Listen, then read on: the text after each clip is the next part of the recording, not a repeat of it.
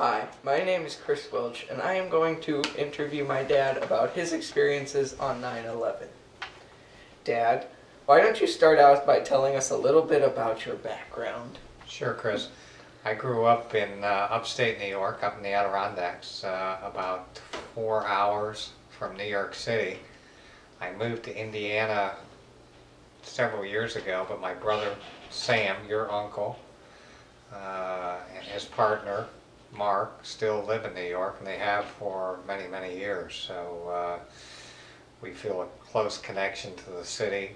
We go there every year, 2 or 3 times a year. So it's been a big part of our lives for a long time. Having grown up that close to New York, have you ever been to the World Trade Center before? Yeah, in fact, the year before the attacks on 9/11, we had taken you and Maddie to the World Trade Center, and I've got a great picture somewhere in the house of all of us standing at the base of the World Trade Center and looking up the towers. We spent a lot of time touring the towers and going through the art garden and walking around Battery Park, and it was an incredible sight. Where were you on September 11th, 2001? You know, I'll never forget where I was when the news of September 11th came out. At that time, Maddie was, I think, in kindergarten, and I was at home taking care of you in the morning. And we were out on the driveway. You were riding your bike around, and I was listening to National Public Radio. And when the first plane hit one of the towers, at first they thought it was a small private plane, and then as things progressed, I remember walking upstairs to get ready for work, and then they realized as a second plane then collided with the second tower that it was far more than an accidental private plane flying into one of the towers. I think then we realized that we were under attack, and this was something incredibly unusual. How did you hear about the events on September 11th? You know, I heard about it on National Public Radio, and then I went up and turned on the TV and watched it. And I think when I turned on the TV, as I was getting dressed for work, I watched the second plane fly into the towers. And every place you turned that day, you were hearing accounts of what was going on, whether it was in New York or in Pennsylvania or in Washington.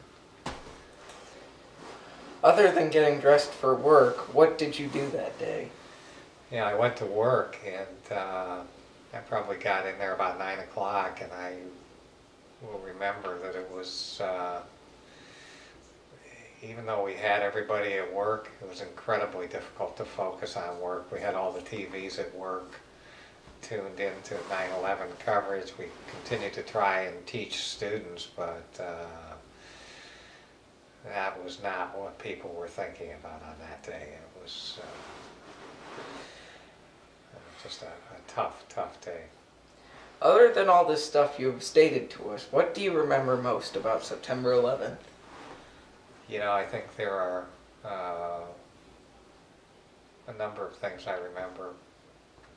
I will never forget, I went out riding my bike on September 11th at lunch, and our business is in Indianapolis, and on a normal day when you go out and you look up in the sky, you can see contrails from all the airplanes, particularly those flying into the airport there in Indianapolis. And I remember looking up in the sky and seeing nothing. There was not a plane in the sky. They had grounded every plane with the exception, I think, of some military flights. So for days there were no planes up in the sky. I remember driving home that day, and gas prices were soaring as people began to panic, and there was some concern over whether or not you'd be able to get gasoline, and the price of gas was just going through the roof. I think those are the two things that I remember most. Uncle Sam lives in New York. Were you concerned about them? How did you know they were okay? You know, as soon as we got word of what was happening, we tried to contact Sam and Mark. Mark worked further uptown. We were able to get in touch with Mark fairly quickly, but Sam's office was about 2 blocks from the World Trade Center. In fact, he had a corner office and was able to look right out his window and actually watch the planes flying into the tower, particularly the second plane. And once that happened, all communications in the city went down. It was impossible. All the cell towers, all the landlines, everything was down. So we were not able to get in touch with Sam until probably mid-afternoon. I think Nana ended up talking with Sam, and he was in a bar or restaurant on his way home. There was no transportation, so he had to walk from the tip of Manhattan all the way up to 74th Street. It took him hours and hours. And in the meantime, you're trying to navigate through all that dust and debris and people. You know, it was a mess, but it was probably 6 or 7 hours later that we heard from Sam and knew that he was okay. Did you know anyone personally who was killed in the attacks of 9/11? You know, I didn't. Sam and Mark had a friend that had a meeting in one of the towers on 9/11. He was probably up on the 80th floor or something, and he narrowly escaped with his life, and was not able to get a flight out of New York for several days. And so he ended up staying with them and was able to relate to them his personal account of what happened in the towers. But Nana's neighbor, Mr. Hectorman, had 2 daughters that were up on nearly the top floor of Tower 2, and they were twins, and both those girls ended up dying. And I can remember, I will vividly, in the years after 9/11, driving over the bridge, and I would see Herman Echterman just standing on the bridge, looking out at the water. You wonder, I mean, to lose 2 daughters at the same time, what it must have been like. And he ended up dying this year of cancer, and I wonder in some ways if that wasn't a blessing, that what he must have lived through in the last 10 years. Weren't we supposed to go to New York that same week? Did we ever go? Yeah, September 11th, I believe, was a Tuesday. Were we supposed to go to the city or Nana's house? Now we were supposed to go to visit Mark and Sam, and on Tuesday the attacks happened. We were scheduled to fly out Friday morning, and there was a long discussion over whether or not we should cancel the trip or continue with our plans. And yeah, I think we decided that Sam and Mark really needed us at that time. It was me and your mom and you and Maddie, and we felt like it was the right thing to do and go and support them. So we stuck with our original plan to fly out Friday morning, and we're scheduled to do that. And then on Thursday night there was a bomb scare at LaGuardia. They shut down the airport, wouldn't let anybody fly in, so we ended up canceling that trip. But then we went back. Wait, at LaGuardia? Yeah. Yeah, it's one of the New York airports. Oh yeah, that's pretty close to New York now, I think. Yeah, it's right in New York. So we couldn't get in. They closed the airport. We ended up going about 3 weeks later, and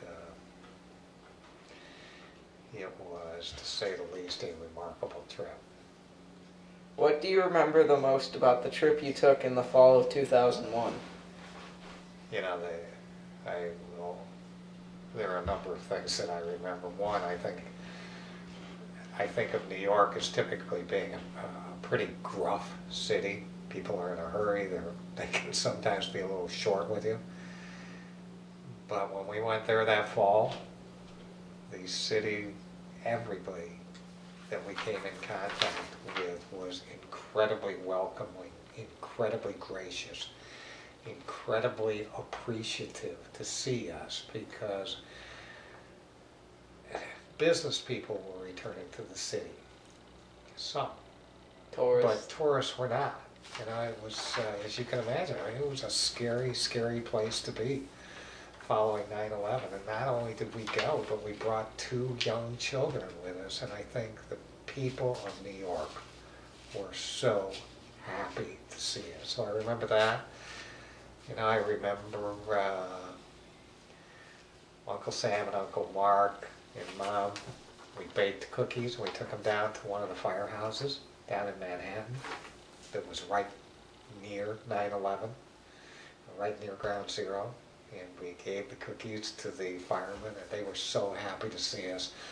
We have a picture that's up in Maddie's room of one of the firemen. He put his jacket on Maddie. And, I'll never forget that. And I think, you know, you can't. I remember we went to Ground Zero, which was an incredibly moving experience. That's pretty much the only thing I remember from that trip. The other thing I will never forget is that in the New York Times, in the months immediately following 9/11, every day they published page after page of obituaries of the people who were killed in the attacks. And it wasn't just the standard obituary, these were written by the families and they talked about how special these people were. And so you'd pick up the Times, which we did every day when we were there. And just page after page of this stuff, and it just really brought it home that these were real people, and their fathers and mothers and sons and daughters that were all killed. So I'll never forget that. How has September 11th changed you? Oh, you know, I think it makes you appreciate what's really important in this world. It's not possessions, and I think it just brings you closer to your family and your friends. You begin to realize what's really important in life, and appreciate those things even more.